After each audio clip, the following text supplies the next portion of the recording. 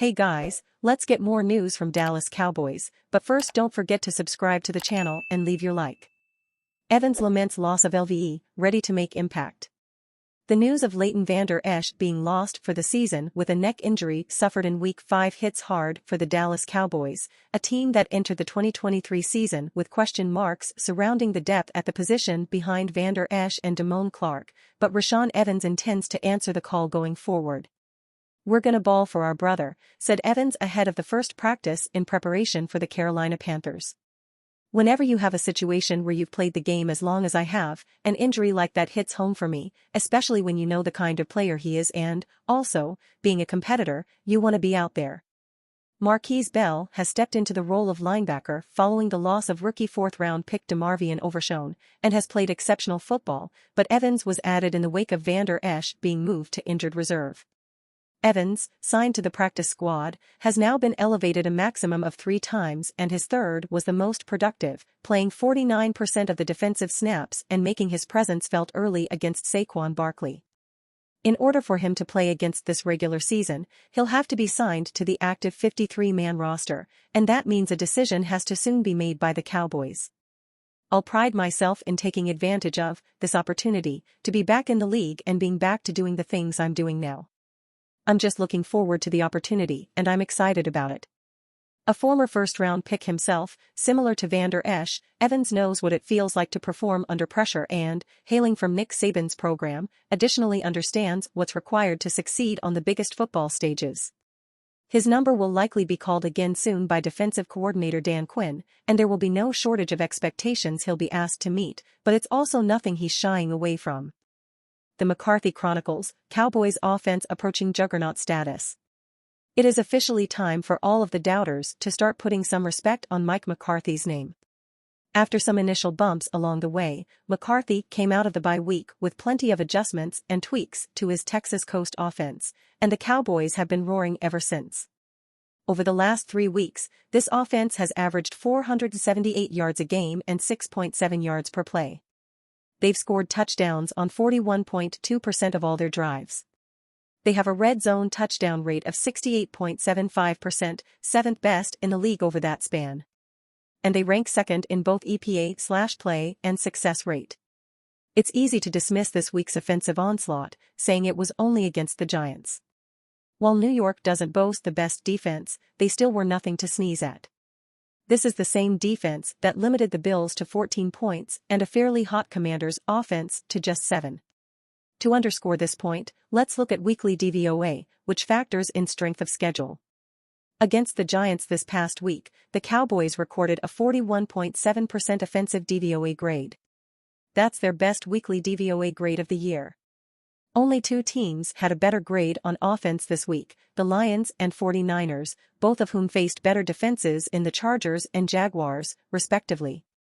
So while the Cowboys did beat up on a bad opponent, their offense significantly outclassed the Giants' defense relative to expectations.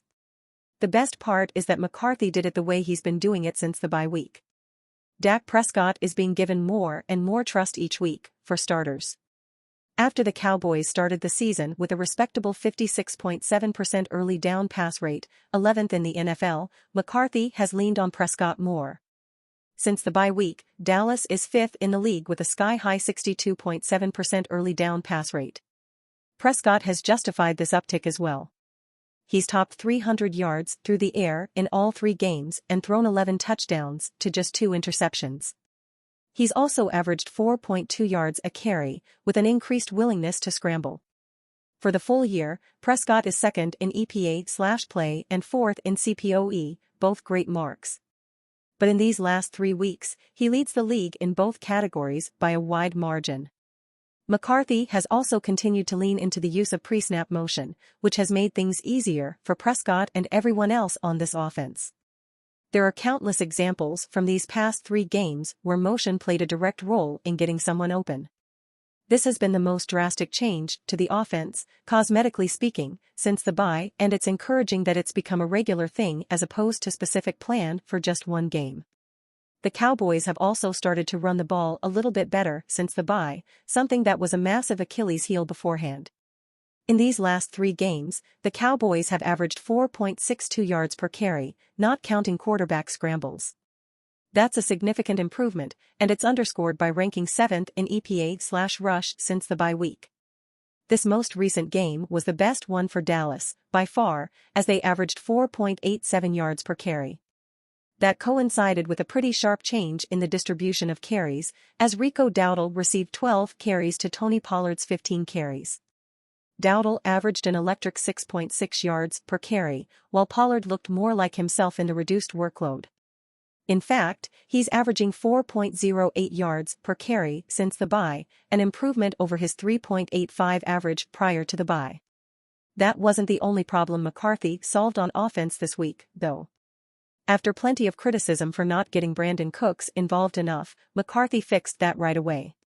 Cooks saw the first target of the game and finished as the team leader in yards. That didn't come at the expense of featuring CeeDee Lamb either, as the star receiver had 11 catches for 151 yards on the day. The Cowboys were undeniably helped out by the quality of competition in this one, but McCarthy still called a masterclass of a game. Moreover, the things that worked on Sunday are things that have been working the last 3 weeks. McCarthy seems to have gotten into a groove calling plays, and Prescott is playing the best football of his career as well.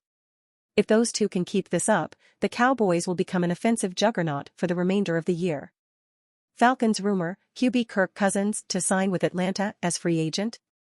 The NFL present for quarterback Kirk Cousins? His Minnesota Vikings season is over as he rehabs from injury and looks forward to being a 2024 free agent. But his future? ESPN insiders have launched a guessing game, with Dan Graziano and Jeremy Fowler predicting the veteran quarterback will be elsewhere next year. Elsewhere, as maybe with the Atlanta Falcons? I've started asking teams about this, and Atlanta comes up fairly often, claims Fowler. The Falcons have improved their roster and need a quarterback to bring it all together. Cousins would find comfort in Atlanta's talented roster of playmakers, similar to what he had in Minnesota. The chance to win is there. We must note, this all sounds like a guess, and Fowler is essentially admitting that when he says he is asking teams about this. Because of course, what other teams think in the middle of November 2023 about what might unfold in the middle of 2024 seems pretty immaterial to us. Having said that, is there logic to the idea? It would mean giving up on Desmond Ridder as a starter, of course. It would mean reliance on Cousins, who will turn 36 in August, and it will mean paying him a top-of-the-market deal. ESPN points out that Atlanta has ample cap space. But that doesn't mean this is the way it should be spent. Nor do we know if the Vikings and Cousins want a divorce, a decision that might be influenced by what newly signed Josh Dobbs does at the position down the stretch. We do know that Cousins, back when he was negotiating with the Vikings, wanted a longer-term deal than Minnie was willing to give, seemingly sensible, given his age. Indeed, there is so much unknown here. Is Arthur Smith still the Falcons coach in 2024? That this is truly little more than a premature parlor game.